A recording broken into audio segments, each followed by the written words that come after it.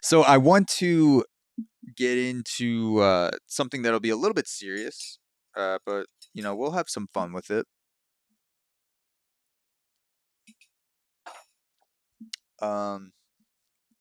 So I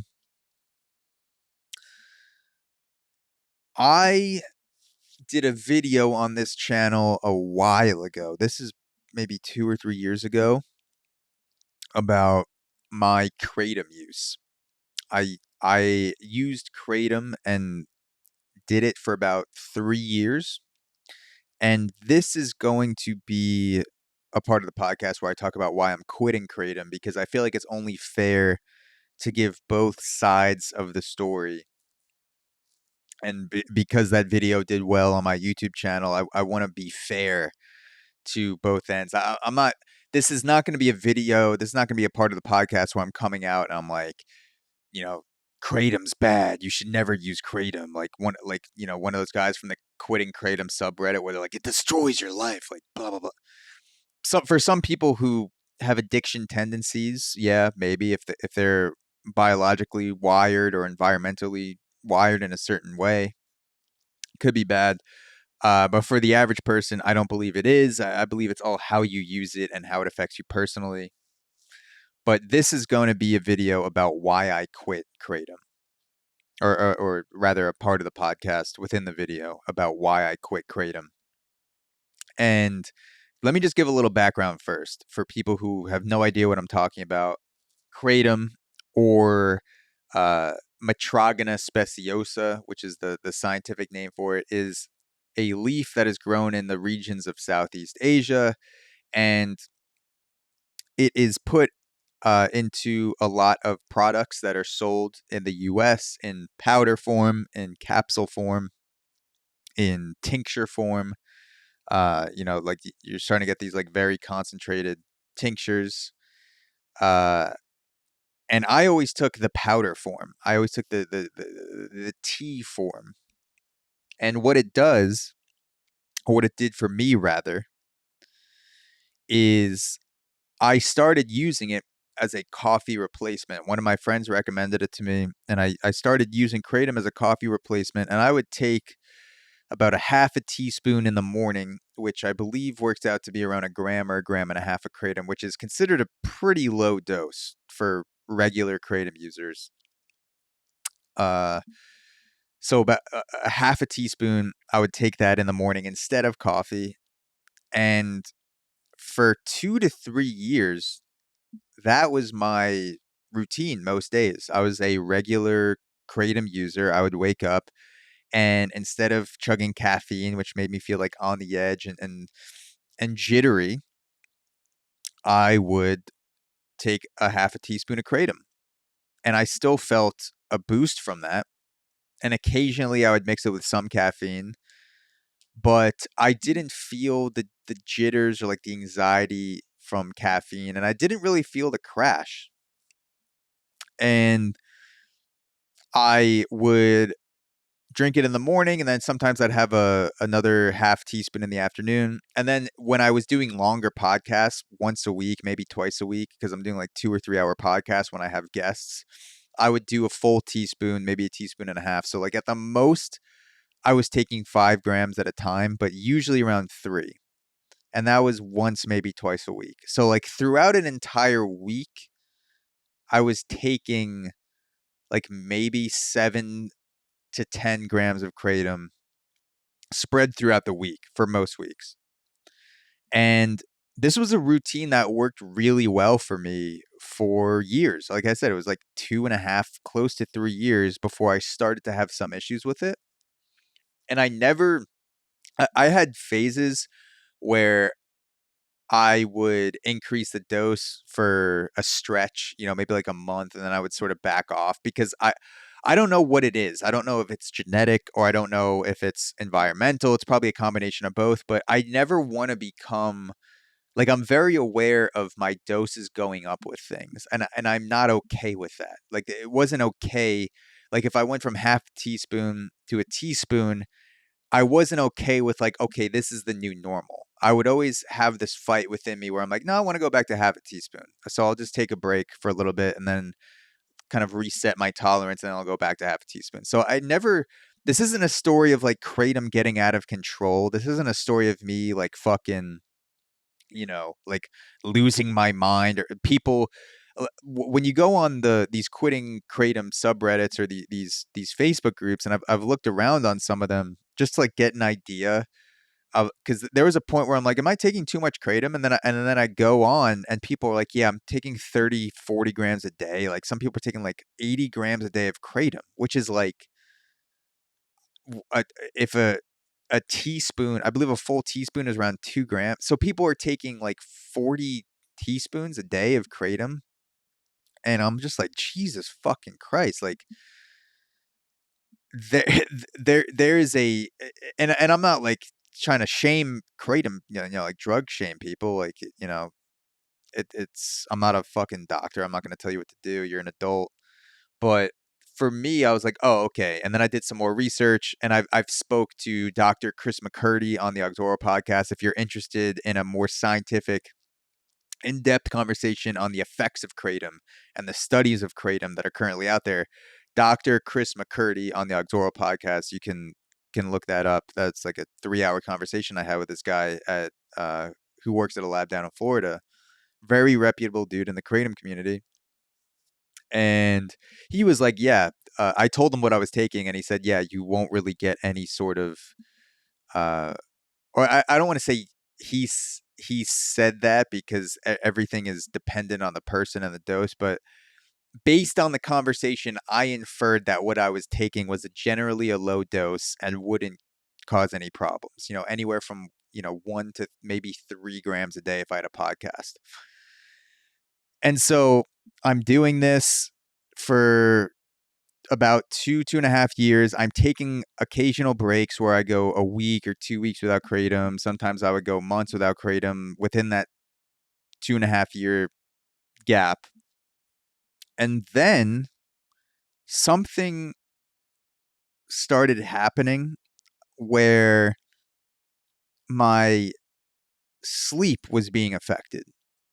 I wasn't feeling I wasn't feeling anxious, or I wasn't feeling like what people typically describe as withdrawal symptoms, at least not any psychological withdrawal symptoms. But I was not being able to fall asleep. Uh, and this is like 2.5 years into Kratom. And it kind of just like turned on like a switch out of nowhere. And so I didn't blame it on the Kratom immediately. I was like, maybe it's jet lag, because I had been going on some trips. I went to Japan. That's like a brutal switch with the time change. And if you go to Japan, you might have a few weeks where you're just fucking shot, because the time change is 12, 13 hours, something like that, compared to New York. So it takes your body about an hour a day to readjust. So that ends up being 2 weeks. And after about a month, I still was fucking like zombie sleeping. Like I was falling asleep not till like 3 or 4 in the morning, sleeping for a few hours, and I was like completely dead. Like I was getting an occasional good night of sleep, but I was like, all right, this is way too long to keep blaming on jet lag. Like something is up with my sleep. And I had never taken Kratom at night before. I'd never taken Kratom to go to bed. It was always in the morning, or if it was twice a day, it was early afternoon around 1 to 2 p.m. But I'd never taken a night dose of Kratom. And so I thought, you know what? I'm not sleeping. I need sleep. I'll try the night strains of Kratom. A lot of sites will recommend like the red strains or the Bali strains. So I got that.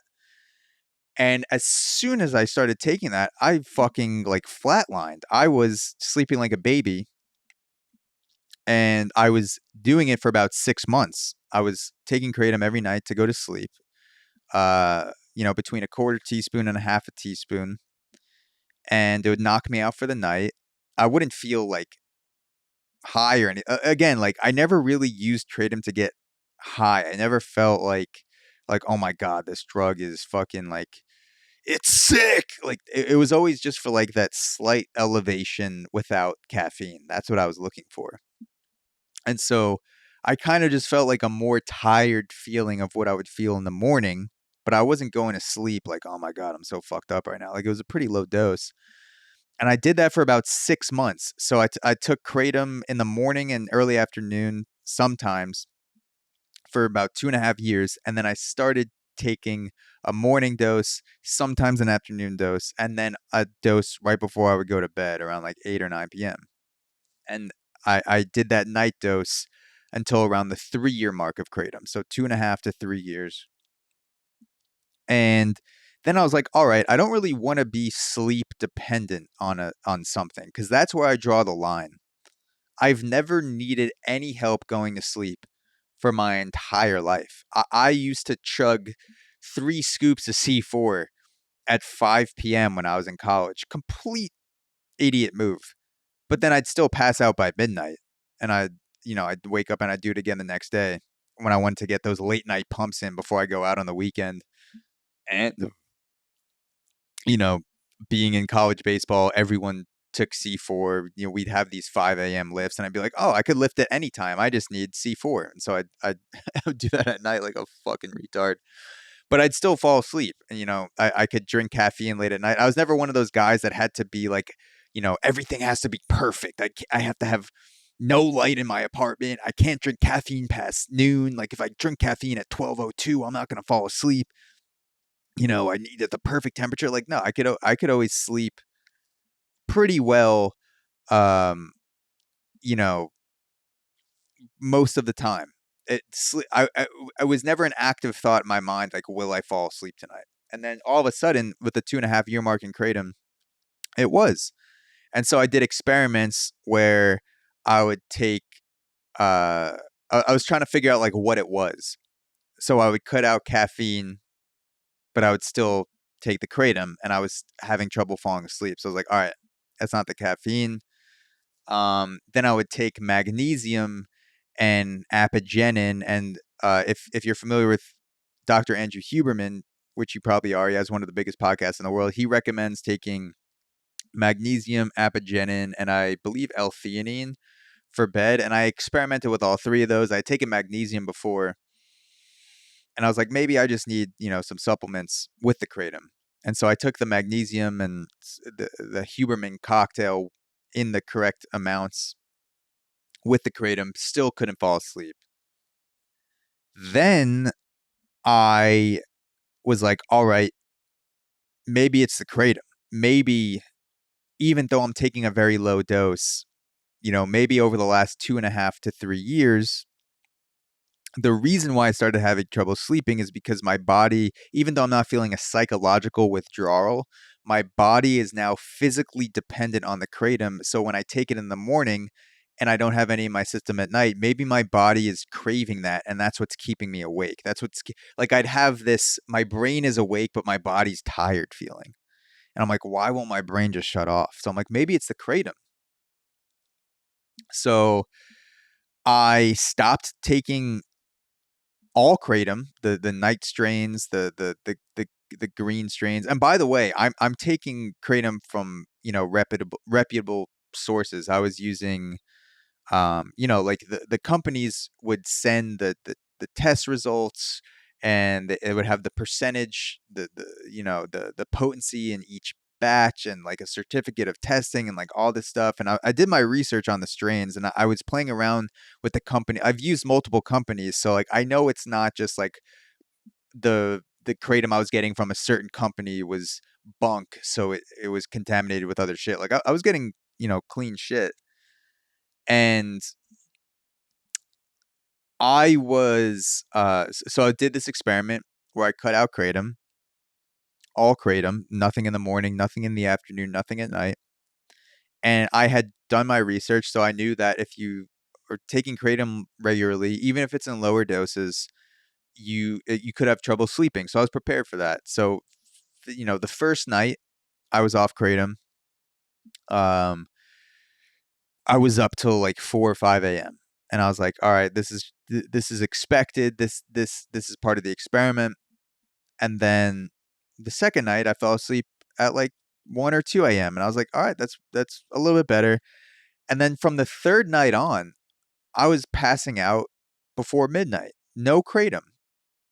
And I also wasn't taking any of the sleep, like the magnesium, the sleep supplements. And then I was like, all right, let me see if it's the caffeine. Let me see if it was caffeine that was keeping me up. And I would have no kratom, but then I'd drink coffee in the morning and then I would fall asleep. And I'm like, okay. And so again, this is not scientific. This is my anecdotal account. And I presume that there are other kratom users out there that may have had this happen to them. Because, like I said, it served me. Kratom served me. I don't regret the 2.5, 3 years that I took Kratom because I feel like it genuinely made my life better. I wasn't taking high doses of it. I wasn't experiencing psychological withdrawals. I wasn't having like these ups and downs. I was always keeping it around like the 1 to 3 gram doses. Like I said, like less than 10 grams a week. And it made my life better, in my opinion, which is why I kept taking it. And I wouldn't need any kratom. It wasn't affecting my sleep for 2.5 years. And then all of a sudden, kind of like a switch, I just couldn't sleep. And then I put the kratom in my system and then I could sleep. So I was like, all right, for whatever reason, it seems that I've become physically dependent on kratom being in my system to now sleep. And that is where I draw the fucking line. Like if something starts fucking with my sleep, if I need something to sleep, that is like you're out of my life. Fucking done. Sleep is non-negotiable for me.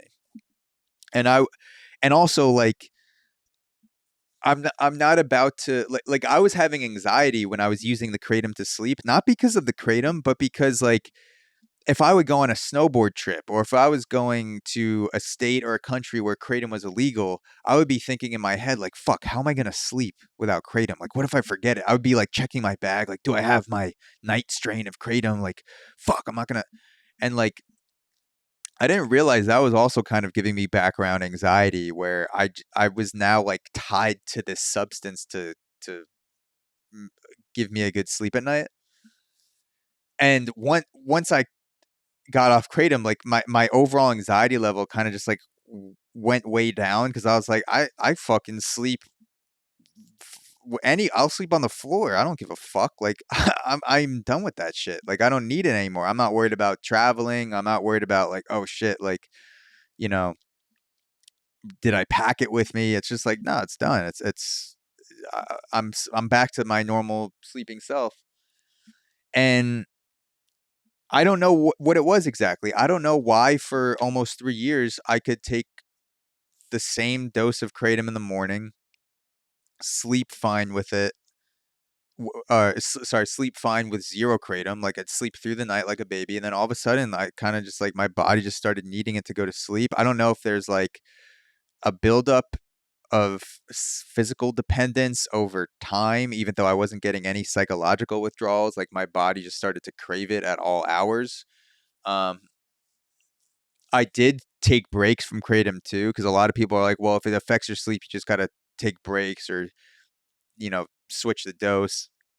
And like my dose was always very low. Like if I went down in dosage, I would have started to have to do like an eighth of a teaspoon of kratom or like a quarter teaspoon of kratom. And like at that point, you might as well just not take kratom. Um, and I would take breaks, like I said, for weeks or months at a time.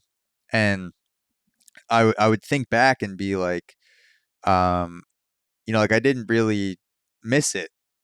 I just like was like, yeah, I don't need it, and I just didn't buy another bag for a while. So like, I did also experiment with taking a break um, during that 6 month period where I couldn't sleep, just to like see would I like is taking the kratom during the day making me stay awake, and I would play around with it for like a few days here, a few days there. And I would always end up taking it at night because I was like, fuck, I really don't want to stay up. I'm just going to take the kratom. And then eventually I was just like, fuck, let me just cut out everything. And that was it. And it's possible that I could take a break for 6 months and then my body will reset and I could get back on the kratom train again. But I don't think I will. I I like I said, I enjoyed it while it lasted. Um I enjoyed the sort of elevated feeling it gave me without the coffee. But now that I'm off it, you sort of forget like that you don't need a substance, even if it's just a small amount, to get you into that sort of peaked elevated level. You can just like for me, I'm just more conscious of my caffeine consumption because before kratom, I was drinking like I was drinking too much coffee. Now I'm like I'm much more conscious of drinking coffee where I'm like, okay, I've had enough. I don't need to spike it because then I'm gonna go over the anxiety line. And so like I'm working with it much better. I also do things like I've mushroom coffee without caffeine. It just has, some lion's mane and other stuff in it. Like there's there's other things for focus. Like I forget, it's another Huberman recommended one. Like acetylcholine or something. I forget. Um, like a GABA something. I forget what it is, but I mean Huberman. You'll hear Huberman talk about it if you go to one of his podcasts on focus, where he says he takes this alpha GPC, and like that's also great for focus. I don't really get anxious on that. So yeah, right now I don't have a reason to go back to kratom. And like I said, this isn't like a kratom rant about it destroying my life. It didn't. It destroyed my sleep for you know a few days when I got off it. But I'm also lucky that I wasn't really taking high doses because I know a lot of people struggle with their sleep a lot when they're taking higher doses and they get off it. For me, it was like one day of really shitty sleep, one day of okay sleep, and then like back to normal. And I'm grateful for that. But yeah, it's just this is more a rant of kratom no longer served me in where it was a net positive in my life. It didn't destroy my life. I'm not like don't use kratom, you'll get addicted and you'll fucking start sucking dick like crack for kratom. Like no, it was a very conscious decision of my sleep is my no-go zone. If you touch my fucking sleep, you're out of my life. And kratom was touching my sleep, and I was like, get the fuck out. And I don't regret it at all. I like I said, I had a good time using kratom while I was on it. It was a net benefit until it wasn't. So that's my story with kratom. I wanted to record that so I'd have this clip to put out on the channel to give a balanced perspective to what I was saying while I was taking kratom. And if you're a kratom user and it's working for you and it's been, however many years, that's great. I'd probably still be on it if it wasn't affecting my sleep. Um, but for me, it was, and for everyone, it's personal. It's personal to your biology and your upbringing and all those factors that affect it.